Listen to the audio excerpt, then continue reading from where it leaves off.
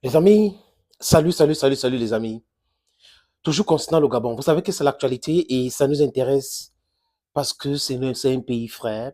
Ça nous intéresse parce que la libération de l'Afrique, la libération totale de l'Afrique est notre combat actuel et nous sommes en train de mener ce combat-là pour le bien de nos enfants et de nous-mêmes.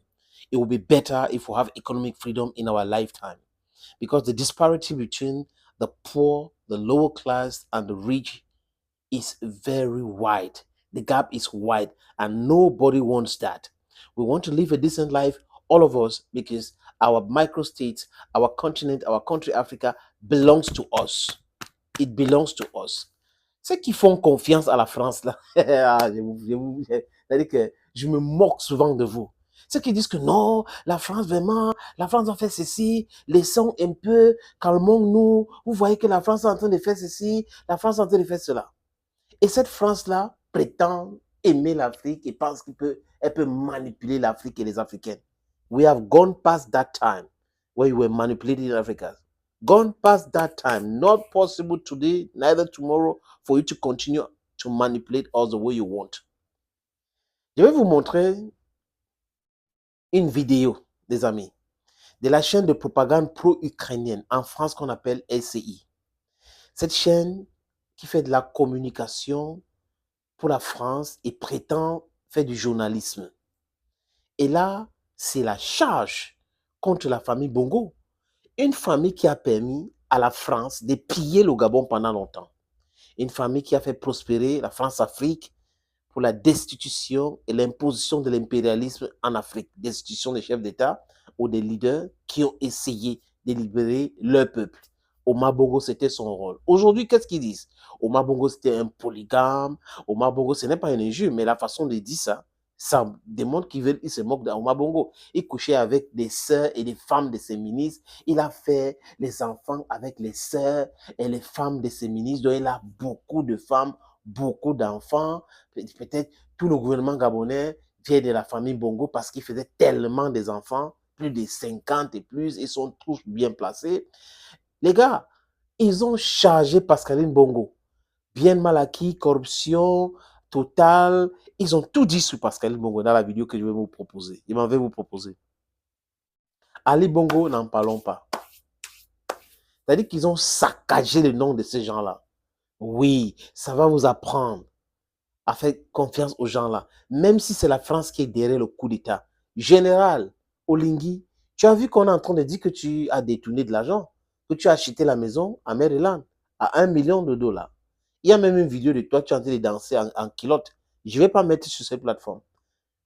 On vous appelle à travailler pour l'intérêt des Gabonais. Parce que l'élément que je vais vous mettre là, Général et les autres au Gabon doivent comprendre que la seule chose qui peut le protéger, c'est le peuple gabonais, le peuple africain. Les autres peuvent être vos amis pendant un moment, mais ils seront toujours là pour les intérêts égoïstes. Les amis gabonais, les amis africains, chers combattants, chers camarades, je vous suggère de regarder cet élément.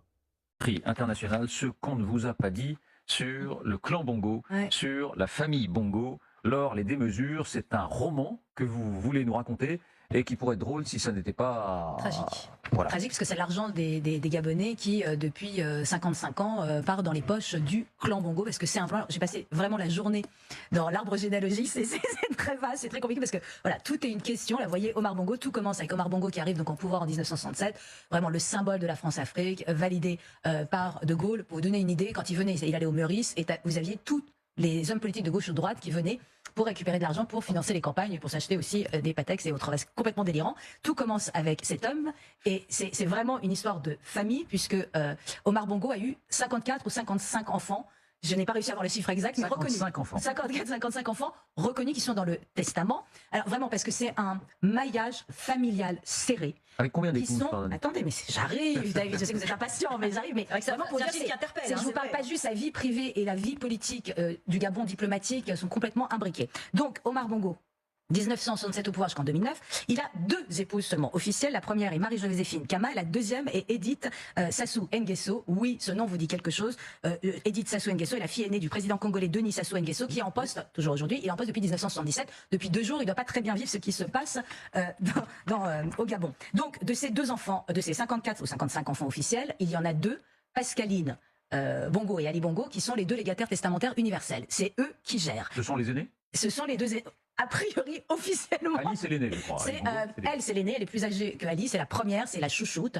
C'est autour d'elle que tout tourne. Pour vous donner une idée à quel point c'est familial, en 2016, au moment où il se présente pour un 2e mandat, Ali Bongo, son seul opposant, c'est Jean Ping. Jean Ping est l'ex-compagnon de Pascaline, avec qui il a eu 2 enfants, vous le voyez à l'écran, dit le chinois parce que son père était chinois. Donc le gendre d'Omar Bongo. C'est le seul qui est le seul opposant. C'est les 2 beaux-frères qui se sont mais écharpés. Et évidemment, il y a eu fraude, etc. Mais c'est comme si rien ne pouvait venir en dehors de cette famille. Mais juste pour vous donner, imaginez, Omar Bongo a eu donc cette première femme, Marie-Joséphine Kama, avec qui il a eu 2 enfants. Et ben après, il a fait 2 enfants avec la sœur de Marie-Joséphine Kama. Et autre chose, le père d'une de ses maîtresses, Omar Bongo, a épousé une des filles de Omar Bongo, Flore Bongo, qui a été secrétaire générale de la présidence pendant des années. Vous voyez l'idée? Donc en même temps, beau-frère et beau-fils, etc. C'est assez... Donc, personne, et Omar Bongo a systématiquement fait des enfants avec les sœurs ou les filles de ses ministres. Donc c'est quand même difficile d'échapper au clan Bongo, étant donné qu'il y a des enfants avec tous les ministres, à peu près, j'en ai calculé une vingtaine quand même, c'est pas mal. En haut de cette pyramide, de cet imbroglio sentimentalo-politico-diplomatique, il y a Pascaline. Pascaline Bongo, elle est énormément connue parce qu'elle a eu une aventure avec Bob Marley qui a été racontée dans des documentaires, dans des livres, etc. En 1980, il tombe amoureux et c'est pour ça que Bob Marley est venu chanter pour l'anniversaire d'Omar Bongo. Pascaline, la préférée donc de son père, a été ministre des Affaires étrangères pendant 4-6 ans et elle a été surtout directrice du cabinet présidentiel et siégée au conseil d'administration de Total, à l'époque l'opérateur majeur évidemment au Gabon, et surtout elle tenait la caisse de Delta Synergique à la holding familiale, ce qui explique que ça a été la première mise en examen pour l'affaire des biens mal acquis. 9 des 50 enfants sont mis en examen, l'enquête est encore en cours. Alors on dit ça, biens mal acquis, qu'est-ce que ça veut dire? Ça veut dire 33 appartements et hôtels particuliers d'un montant de 150 millions d'euros.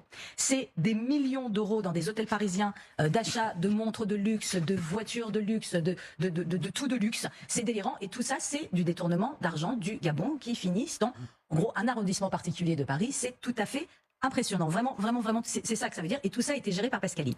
Ce qui se passe, c'est que Pascaline, à l'arrivée de son demi-frère Ali Bongo au pouvoir, elle est mise de côté. Elle pensait redevenir ministre des Affaires étrangères, puisque c'est elle qui réseau dans la famille, de Los Angeles à Paris, en passant par le Cap, etc. Elle est très mondaine, très présente, etc. Non, son frère l'exile. Donc elle part à... Exil sympathique, elle part à Los Angeles dans l'une de ses propriétés. Pour vous donner une idée de combien elle s'est ennuyée, et pour une soirée Star Wars, elle se fait livrer 3647 $ de crème glacée. Essayez de visualiser. Pour fleurir sa villa, c'est 17 000 $ mensuels et une note de 8,3 millions de dollars en jet privé, parce que l'ennui, ça pèse. Donc là, son frère, c'est quand même l'argent familial. Donc ils l'ont fait revenir au Gabon, où tout à coup, elle s'est un peu mise en religion. Donc parce qu'elle dépensait trop. Oui. Et puis, c'est elle, la mandataire, donc c'est les légataires, donc elle dépensait tout l'argent. Donc quand je vous raconte tout ça, il n'est pas étonnant que le général Brice Oligui Nguema, de 48 ans, qui a fait le putsch, qui aujourd'hui est le président de la transition, il n'est pas étonnant de découvrir, on l'a découvert cette nuit, enfin, puisqu'on a sorti sa biographie, cet homme que vous voyez, c'est le neveu et le dernier aide de temps de Omar Bongo.